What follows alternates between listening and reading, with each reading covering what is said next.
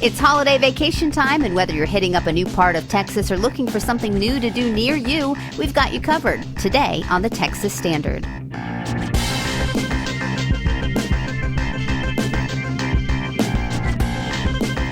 Texas Standard is a production of KUT Austin, KERA North Texas, Houston Public Media, and Texas Public Radio in San Antonio. I'm Laura Rice. Today's special edition of the Texas Standard is all about our ongoing project, the Texas Museum Map. First, what is a museum? You probably think you know, but in truth, it can get a bit fuzzy.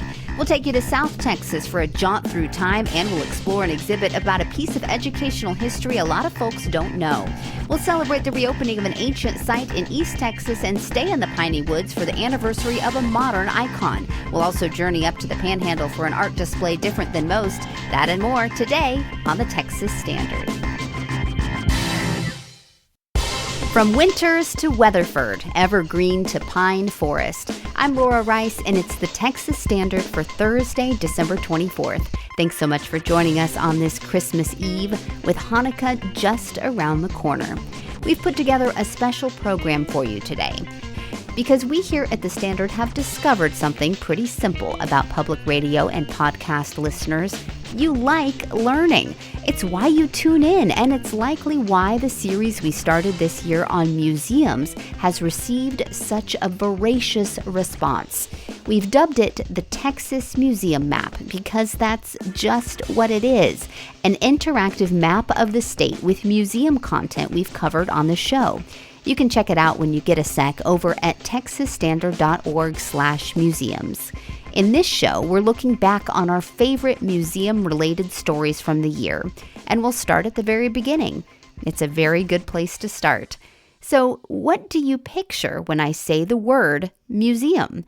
Is there marble, tall ceilings, and long corridors? What's on the walls? How does it sound? How do you feel? Are you comfortable? Intimidated? With the Texas Museum Map, our idea is to explore and highlight museums big and small, traditional and weird. Some of our choices might push the boundaries of a definition of a museum. But wait, how do we define a museum? For help, we kicked off our series with an interview with Kenneth Hafertepe back in August. He's a fellow with the Texas State Historical Association and chair of the Department of Museum Studies at Baylor. I started by asking him the big question. How does he define a museum? I think it's fair to say that a museum has traditionally been thought of as a collection collected by someone who considered it to be significant, culturally significant, scientifically significant, or the like, and that they hope is going to be preserved for perpetuity. So there are lots of subcategories of museums. What types typically come to mind? Yeah, well, probably the most common types are art museums. It can also be history museums.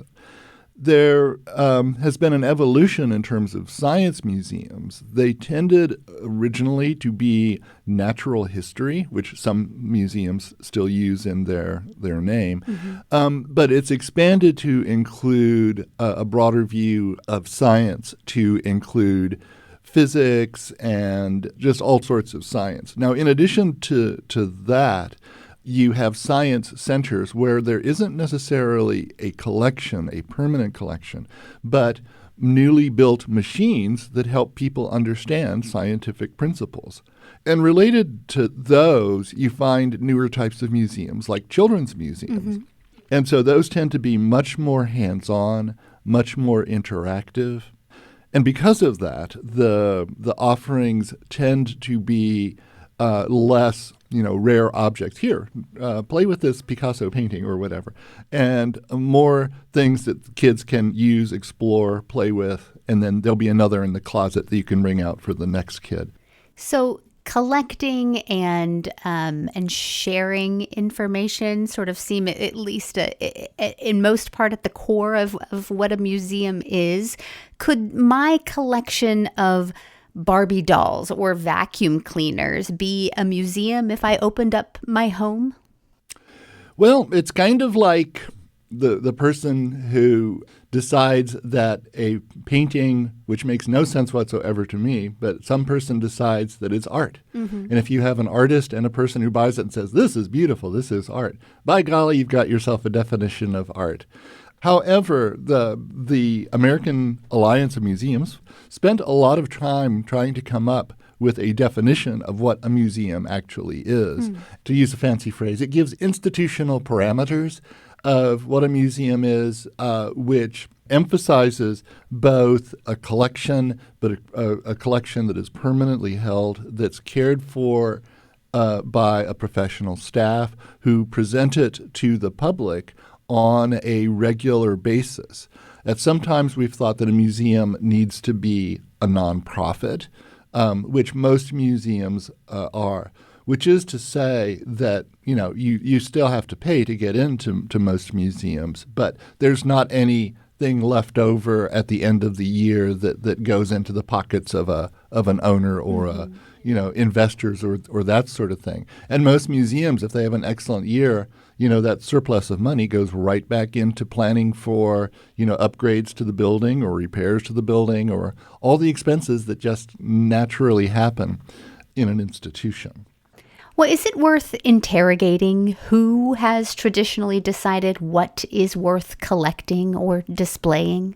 It's definitely worth interrogating what the motives are. I mean, in the very earliest times, some of the great collections tended to be the collections of kings or queens or noble people, or the collection could be the collections of the Catholic Church. How has the conversation over who owns history and where it rightly belongs been evolving over recent years?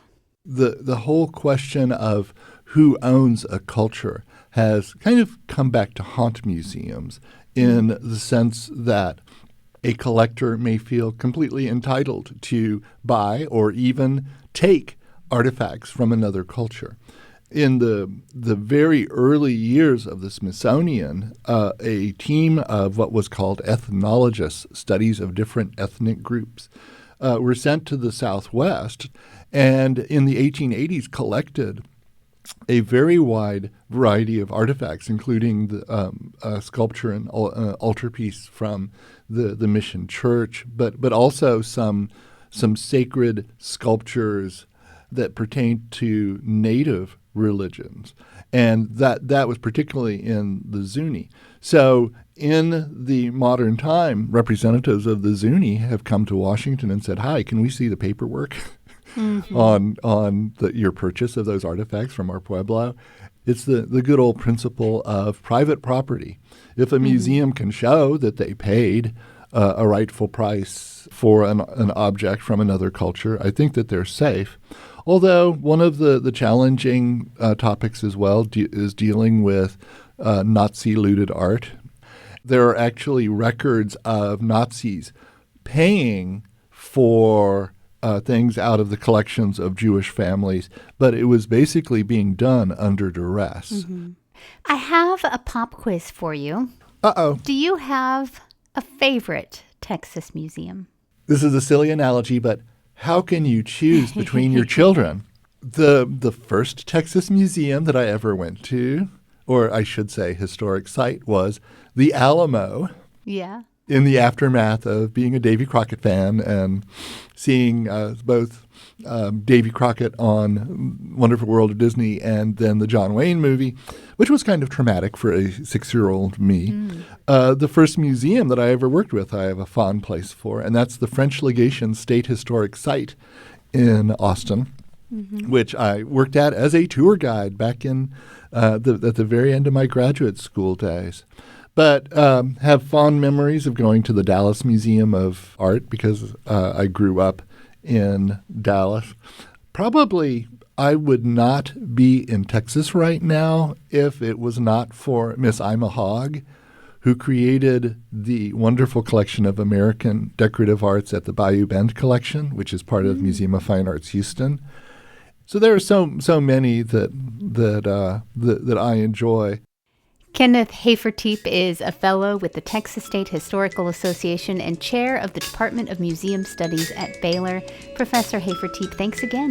Well, thank you. I enjoyed it.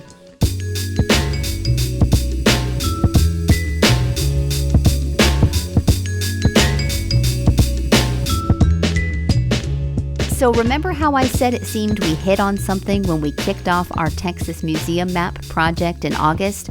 Well, I wasn't exaggerating. We've heard from dozens and dozens of you about your favorite museums from across the state and why they're worth a visit. Our to-do list, so to speak, has grown very long, and we'll do our best to hit up those places when we can. But a few of you have even taken the time to leave us a voice memo about the museums closest to your heart. Here's one to inspire you to do the same. This is Jennifer Bennett in Fort Worth, Texas. The Sid Richardson Museum is on Main Street in Fort Worth, Texas. It's just 3 blocks down from the Tarrant County Courthouse, the site where the original fort once stood. This is the same block of Main Street where long-haired Jim Courtwright had his famous duel with Luke Short at the White Elephant Saloon. And just across the street and one door down was the photo studio where the classic picture of Butch Cassidy, the Sundance Kid, and the rest of the Wild Bunch was taken. The Sid Richardson is not a grand affair, just a small storefront museum almost exclusively filled with paintings by Frederic, Remington, and Charles Russell. Personally, I find it charming that one can take in the entire exhibit in a short period of time. These works of art, collected and endowed to the world by oil tycoon Sid Richardson, capture the romance, action, desolation, and grit of the American West. My favorites include Remington's The Love Call, where a young native man stands under a tree by cover of night and plays his flute to summon his sweetheart, and Russell's Man's Weapons Are Useless When Nature Goes Armed, as 2 hunters return to camp to find it's been invaded by skunks. Great programming is available for children and adults, including Wild West Wits Trivia and Tea and Talk. Admission is always free, so cowboy up and stop on by. That was Jennifer Bennett telling us about the Sid Richardson Museum in Fort Worth. It's just one of several museums that's been added to our map by listeners. If you think there's one we shouldn't miss, you can tell us about it at texasstandard.org/museums. While you're there, check out the interactive map of photos and audio of other museums from around the state. You might just find one near you worth checking out, or one that's worth a trip. Support for Texas Standard comes from Texas Oncology, right here with cancer care at more than 280 locations around Texas, allowing patients to remain close to family, friends, and caregivers while they fight against cancer. More at texasoncology.com. Support for Texas Standard comes from Raise Your Hand Texas, working to strengthen public education for all students and helping Texans understand education issues, coming up during the 89th legislative session at raiseyourhandtexas.org.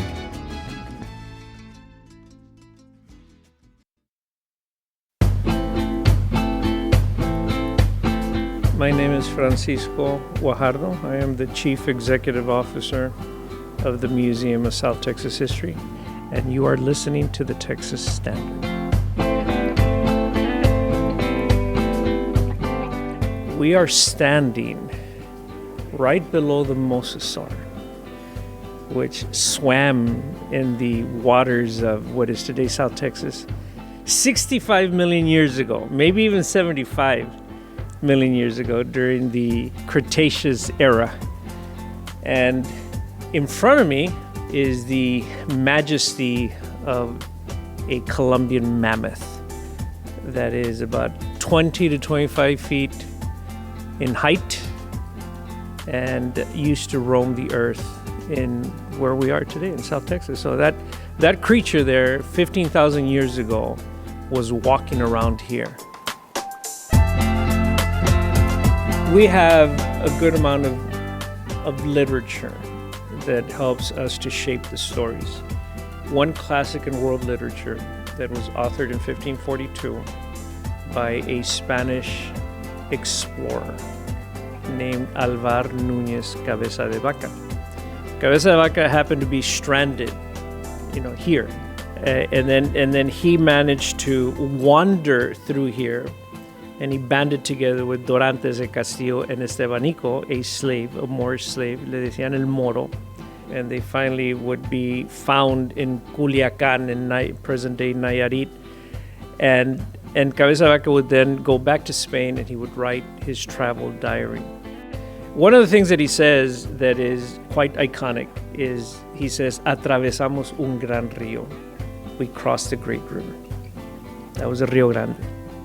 And so he obviously was not the first one to see the river, because people lived here 10,000 years before. And the river was a source of life for those people who lived here for 10,000 years. Native people, tribal communities that Cabeza de Vaca actually described. He described 33 different tribal communities. And as an ethnographer, he was actually quite descriptive about those people. And so in the absence of writings that the native people left us, then we have to search for other people observing them. And then we move from frontier into river highway. River highway points out the centrality of the steamboat in 19th century South Texas life. And some of the steamboat captains would be people who were Richard King, Mifflin Kennedy, these kind of people, right? And so these are people who were able to develop great wealth. Well, the steamboat that we're standing in has, in a museum-y way, it has a little theater inside of it. And so what we have is two different videos that we're showing. One of them is a video that's like a mini documentary on the steamboat and its importance commercially, socially, culturally. And then the second video that we have is on the Underground Railroad coming in through South Texas. And so we feature interviews of family members from the Webbers and from the Jacksons. Both. One of them is Ramirez and the other one is Trevino. So the Jacksons and the Webbers, they came from slave women, would then become very Mexicanados, very Mexican-American borderland people today. But it also features, on the other side, it features Cheno Cortina, who was fighting the people who were taking his family lands, because that's an issue of great controversy in 19th century South Texas history, is the issue of, well, what happened to the old Spanish land grants that people like Richard King were taking? And so, that's an issue that needs to be delved into. And so we delve into it as a museum can, in an exhibit. My name is Francisco Guajardo. I'm the Chief Executive Officer of the Museum of South Texas History, and you are listening to the Texas Standard. Support for Coverage of Business comes from Texas Mutual Insurance Company, a workers' comp carrier dedicated to handling claims proactively to help injured employees get back on the job and policyholders get back to business. More at texasmutual.com/claims. And you're listening to the Texas Standard. I'm Laura Rice, and this is a special edition of our show focused on stories we've featured in our Texas Museum map. In the early 20th century, Sears executive Julius Rosenwald and educator Booker T. Washington teamed up to address education inequity for Black students. Rosenwald used his fortune and Washington's knowledge to help fund the construction of what historians now call Rosenwald Schools. Thousands were built, including 500 in Texas.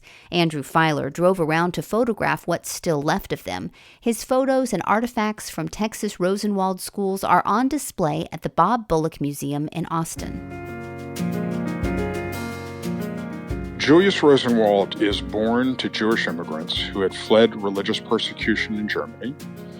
He grows up in Springfield, Illinois, and he rises to become president of Sears, Roebuck and Company. He turns Sears into the world's largest retailer of its era.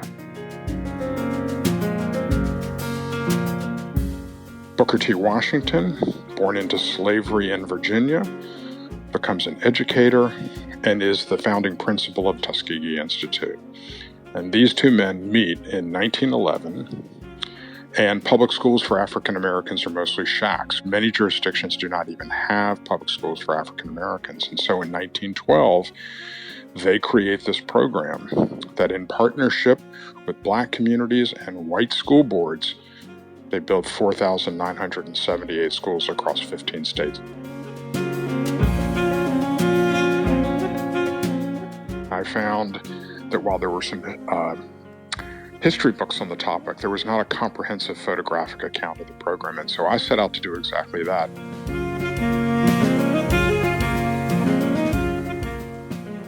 Over the next 3.5 years, I drove 25,000 miles across all 15 of the program states, and I photographed 105 of the surviving 500 Rosenwald schools. Time and time again, I found people who had been former students in Rosenwald schools who become educators, who become the keepers of the history of and memory in their communities. There were times on this journey that I came across schoolhouses that had collapsed so recently that they were surrounded by yellow caution tape or emergency fencing, and I photographed those piles of rubble, and they are part of the narrative.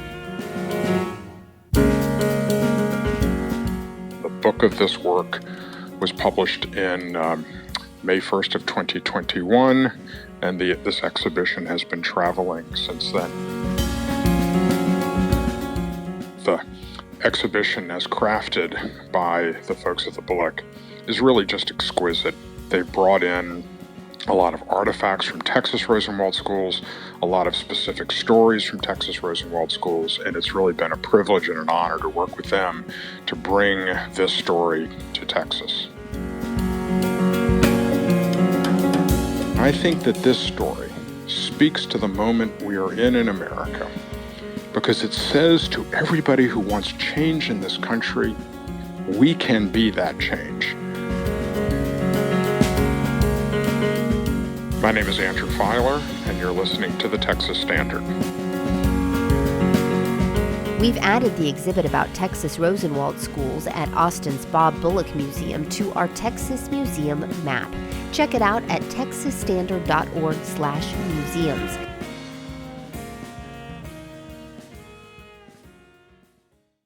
From the Texas Newsroom, I'm Matt Harrop. Dallas City Council members met behind closed doors Monday to interview 3 finalists for the open city manager job. KERA's Tolawani Osibemowo reports the council vowed transparency in the process, but 3 hours of closed-door interviews resulted in almost no new information. The finalists are Dallas Interim City Manager Kimberly Tolbert, Mario Lara of Sacramento, and William Johnson of Fort Worth. But council members didn't acknowledge the city manager of Grand Rapids, Michigan, withdrew from the process and was replaced, nor did they explain why a former finalist from Georgia was removed from the list. District 2 council member Jesse Moreno says all that information is confidential. I'm excited to now bring 3 strong candidates forward to allow the residents of this great city to give their feedback and input. The council expects to pick the new city manager by the end of January. I'm Toluwani Osibemowo in Dallas. Governor Greg Abbott has granted clemency to 4 Texans. The pardons were recommended by the Texas Board of Pardons and Paroles. The convictions spanned from furnishing alcohol to a minor to theft to driving while intoxicated. Death row inmate Robert Robertson, whose shaken baby conviction in the death of his daughter has been brought into question, was not on Abbott's clemency list. U.S. Customs and Border Protection says immigrant encounters along the southwest border continue to decrease. Texas Public Radio's Maria Navarro has the details. CBP recorded around 46,000 encounters between ports of entry last month. That's down 18% compared to October. Total encounters along the southwest border also decreased by about 11%. CBP says unlawful border crossings have decreased by 60% from May to November since the Biden administration enacted stricter asylum restrictions earlier this year. November encounters between ports of entry are now at their lowest level since July 2020. I'm Mariana Navarro in San Antonio. President-elect Donald Trump is leaning on a Houston man in his bid to buy Greenland. Trump announced he is naming PayPal co-founder Ken Hafertepe as the ambassador to Denmark with the goal of securing the island for the United States. Hafertepe served as ambassador to Sweden during Trump's first administration. He grew up in Houston and attended public school in Pasadena. Bevo will not be on the sideline when the University of Texas football team takes on Arizona State in the next round of the college football playoffs. Organizers at the Peach Bowl in Atlanta say there just isn't enough room to accommodate the Longhorn. I'm Matt Harriman, the Texas Newsroom. You're listening to statewide news from public radio stations across Texas. This coverage is only possible because of support from listeners like you. You can help sustain and grow Texas news coverage by donating to your local public radio station today. 33 minutes past the hour, Texas Standard Time. I'm Laura Rice. We're focused today on stories we've featured in our Texas Museum map. We kicked off the project highlighting museums across the state in August, but we also added a few other earlier stories to our interactive map that we thought fit the bill. In late May, the Texas Standard's Sean Saldana took a trip into Piney, East Texas to witness the reopening of the Caddo Mounds. The ancient indigenous sites had been destroyed in 2019 by a tornado. The Caddo Mounds are an archaeological site that sit on a prairie near the Neches River. Out here, there are 3 grassy mounds, and visiting them has become an East Texas tradition. I used to come here as a kid. We had school trips out here, so I thought I'd bring my son. It was either this or a boring Saturday at home. Adam and Ethan Page are here for the grand reopening of the Caddo Mounds, the only prehistoric site operated by the Texas Historical Commission. I ran into them as they were getting ready to throw spears with an atlatl, one of many attractions set up to give people an idea of what life was like in prehistoric America. Nice. Good job. The mood at Caddo Mounds today is cheerful, but 5 years ago, a powerful tornado hit the site on Caddo Culture Day, an annual celebration honoring the people who once called this place home. I was in the building closest to where the tornado hit. Victor Galan is an archaeologist and officer with the Friends of Caddo Mounds, a nonprofit that works with the Texas Historical Commission to maintain and promote the site. On the day the tornado hit, 1 person died and dozens were badly injured, including Galan. I was basically picked up with the tornado and slammed down on my head or into a wall head first, and that paralyzed me from the shoulders down. Texas lawmakers quickly allocated $2.5 million for the site's restoration. And after 5 years, the Caddo Mounds now have a rebuilt museum, visitor center, and replica grass house. And Victor Galan is one of the many survivors who traveled back for the grand reopening. For some folks, it did provide a closure, that we've come back. And we're looking at the mounds and we're looking to the future.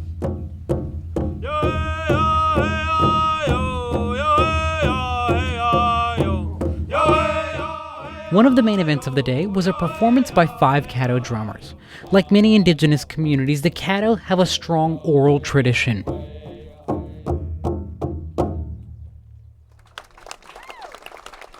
Michael Meeks is a member of the Caddo Nation and one of the drummers who played during the reopening. The song that we sang just a little while ago was our Caddo veteran song.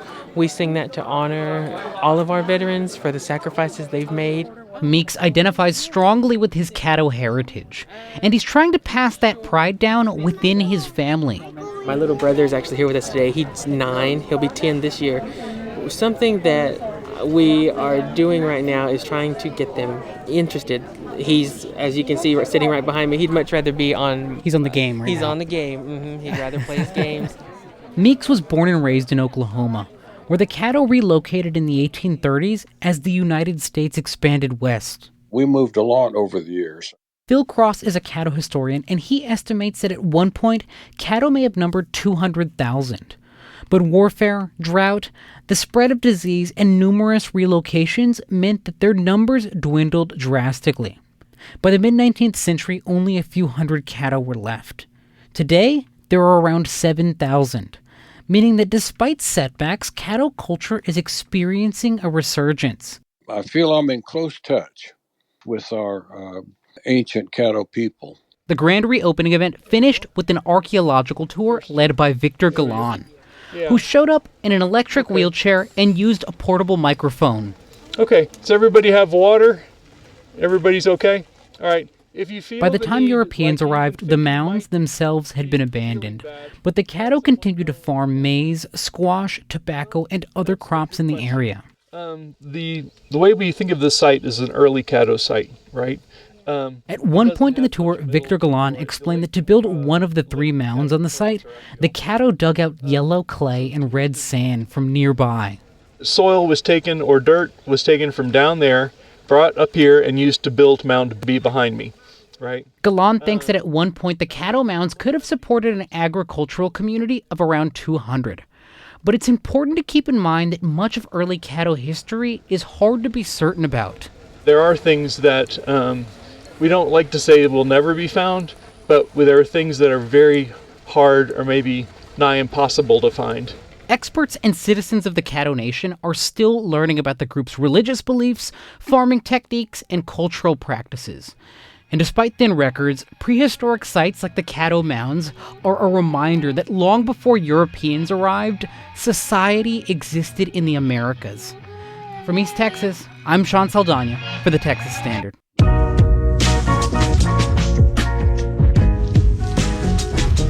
Support for Texas Standard comes from the Texas Department of Agriculture, showcasing wild-caught Texas shrimp, sustainably and ethically sourced from Texas's own backyard. Texas Gulf shrimp varieties and recipes at wildcaughttxshrimp.com.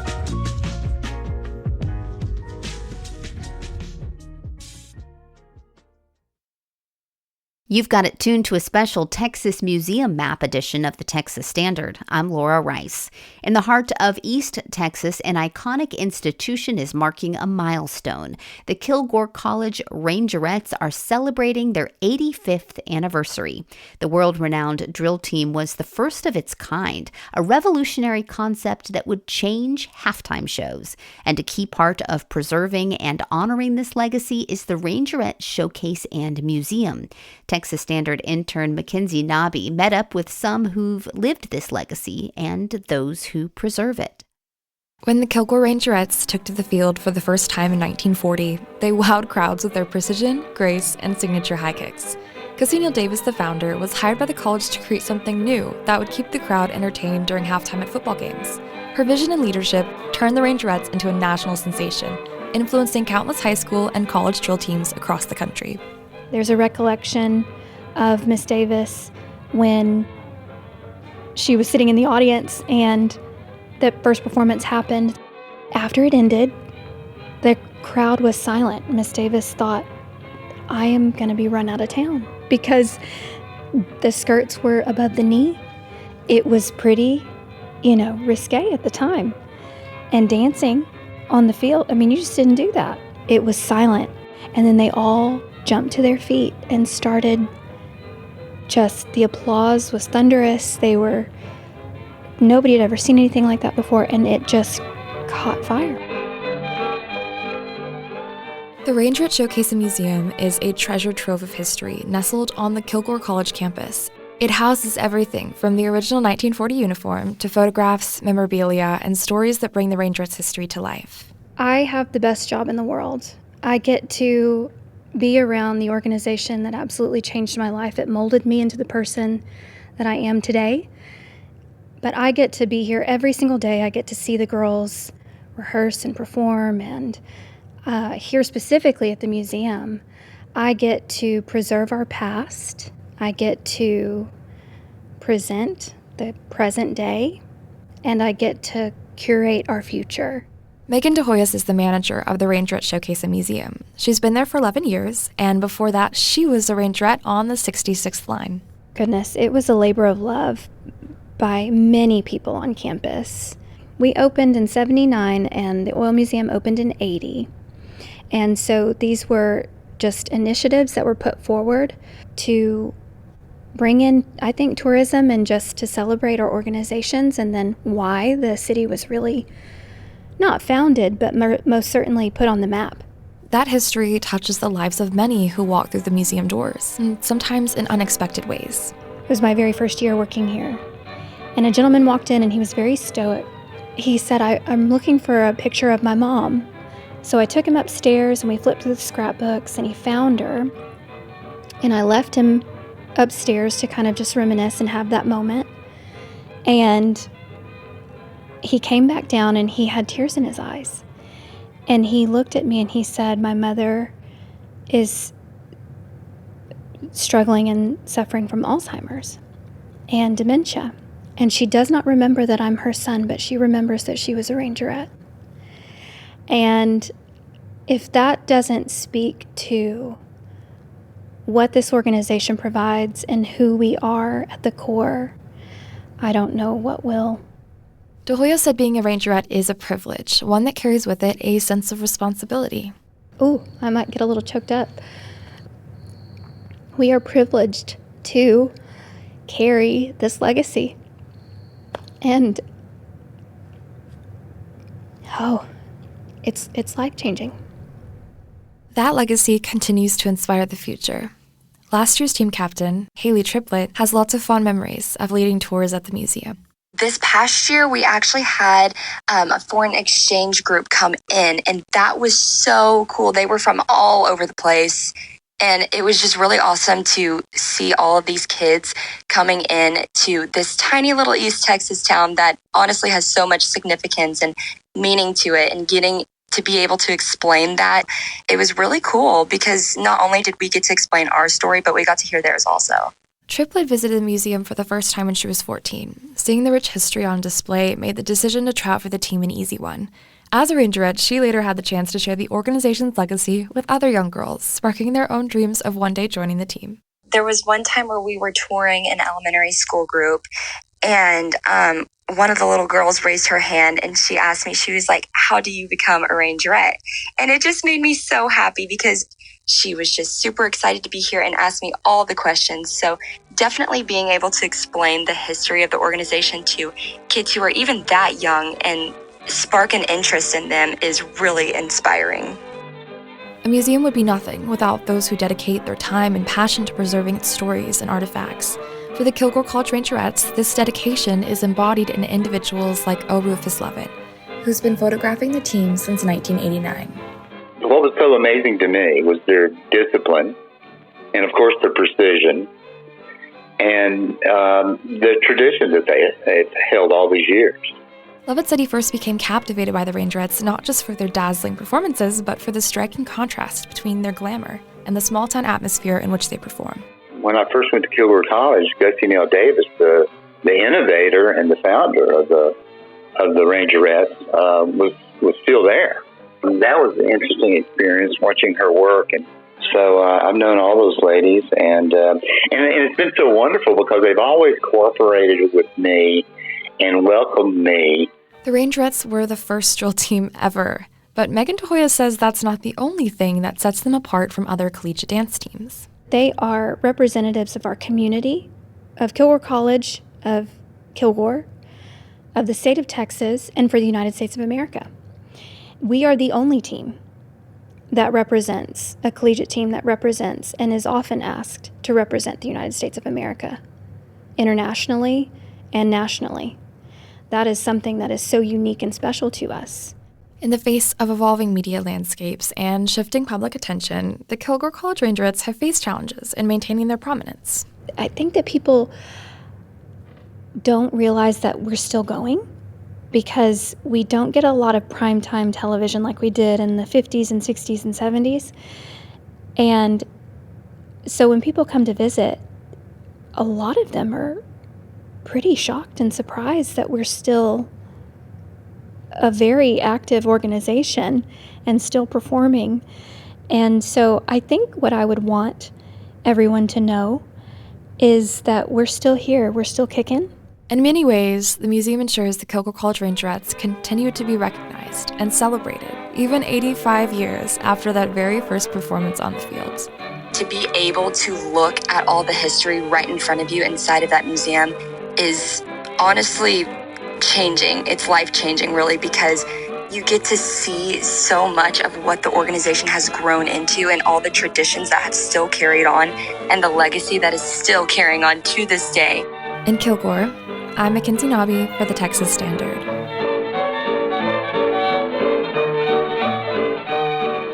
The Kilgore Rangerette Showcase and Museum is on our Texas Museum map. Check out the interactive page at texasstandard.org/museums. And while you're there, let us know about a Texas museum worth visiting.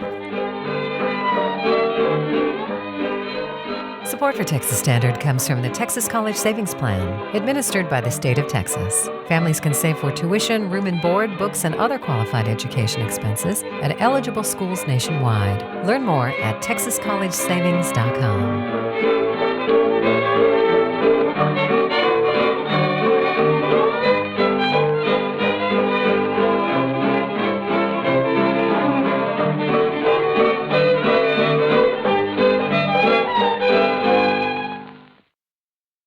It's the Texas Standard. I'm Laura Rice. Throughout this program, we've been highlighting stories from our Texas Museum Map project. We've hit North Texas, Central Texas, East Texas, and South Texas. Now we make our way to West Texas, or more specifically, the Panhandle. One of the iconic images of Amarillo are 10 cars halfway buried off I-40. The Cadillac Ranch was put together by a group of artists and architects called the Ant Farm in 1974. And for 50 years now, folks have stopped to check out or spray paint the cars. They've been in a lot of photos. And Wyatt McSpadden has taken many of those. His work was on display this summer at the Amarillo Museum of Art. He spoke with the Texas Standard's Michael Marks.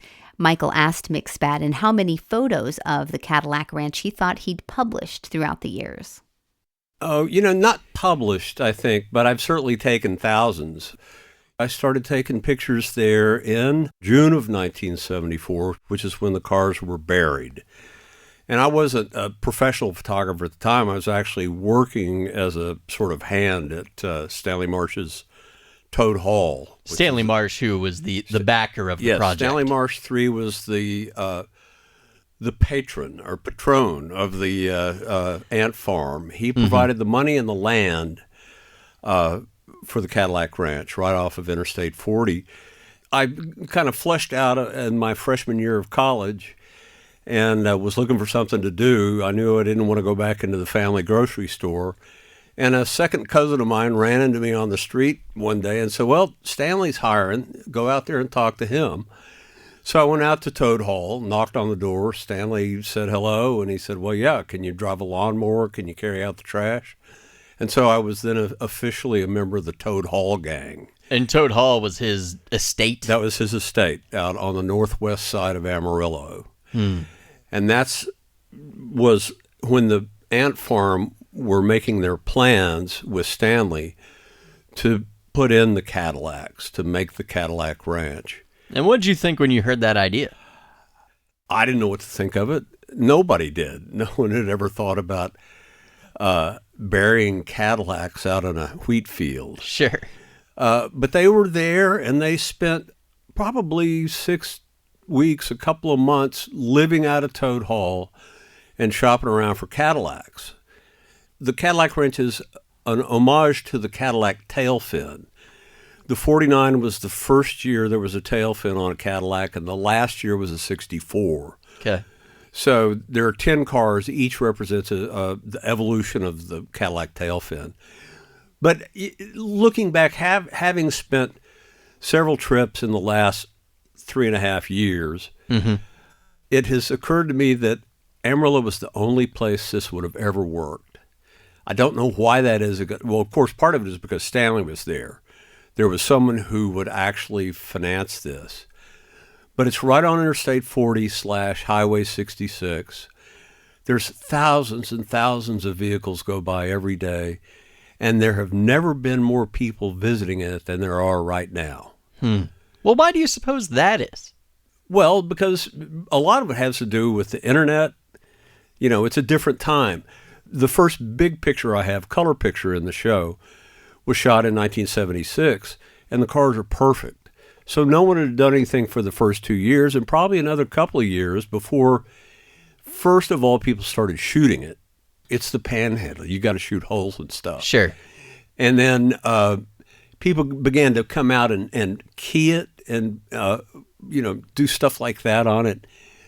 At some point, and I don't know exactly when that was, the spray paint took hold. People would buy spray paint in town and come out and paint the cars. And, it was slow. And then there was a period of time when they would repaint the cars in a solid color. Like there was a period they were gray, they were white, they were all pink. But they finally just gave up on that because the spray painting was inevitable. Yeah. That suited Stanley, and it suited the artist, too. I was going to say that adds a dimension to it. It's public art. Yeah. You don't have to pay anything to go in there. There's a break in the fence line. You walk in, do whatever you want. There's no one in charge. No one's checking anything out. Although never did anyone expect that the numbers would be what they are now. The Amarillo Convention Center, or the Visitors Bureau, speculates that 1.5 million people stop there every year. Remarkable. It's incredible. I didn't believe it until I started going out there in recent years. And there's never a time. I did shoot pre-dawn one day, and there was no one there, which is what I wanted. But every day, it's a constant churn all day long. Doesn't make any difference what the weather is. They park on the access road to Interstate 40. Mm-hmm. And you can see vehicles strung from a mile or half a mile on either side of the entrance. The number of pictures that have been taken now have got to be in the billions there. And so can you talk a little bit about the challenge of taking unique photographs in a place that's been photographed so many times? Right. No, I was very conscious of that when we decided to do this show at the Amarillo Museum of Art. Like, what am I going to do that I haven't already done? Yeah. And I found ways. I did, on 2 days, I went out and set up a light, a small strobe, and took portraits of people who'd come out to see the cars. So there's a 14-foot wide mural of 40 different portraits of people from all over the United States and all over the world. There's Germany, Italy, Great Britain. There's a series of 28 black and white pictures from that first car being buried. That starts the show. They're all the same size prints, 11 by 14, but it's a timeline. It's almost like a film strip. And then it moves into, I was out there in an afternoon in the mid-'80s, mm-hmm. and there were cattle out there around the cars, and they were totally unconcerned with me being there. There's amazing pictures of cattle putting their head in the back window of the car. Curious, like the other animals that gather around the site. Right. It's all the original Cadillacs, right? All the original cars for the same 50 years. Right. Do you, I don't know, think about the future of the exhibition? Do you suppose it'll be there forever? There's no way of knowing. I don't know. There's discussion about that. I mean, Stanley Marsh died many years ago. Mm-hmm. His family owns the cars, his children. And there's a sort of back and forth with them about, should we replace these cars? Should we get new old cars? I don't know if that'll happen or not. But Chip Lord, the artist, his feeling is let it go. If it disappears into a pile of rust and spray paint, that's fine. I don't think he has any illusions about it being forever, because it won't be. Right. Very few things are. That's right. Even Cadillacs. Wyatt McSpadden is a photographer in Austin. Thank you so much for joining us on the Texas Standard. Been a blast. You've been listening to a special Texas Museum Map edition of the Texas Standard. You can check out the interactive map at the center of our project at texasstandard.org/museums and tell us which museums we should add to it.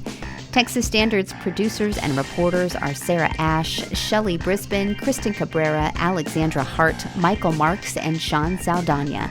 On behalf of fellow host David Brown, I'm managing producer Laura Rice, wishing you a great rest of your day.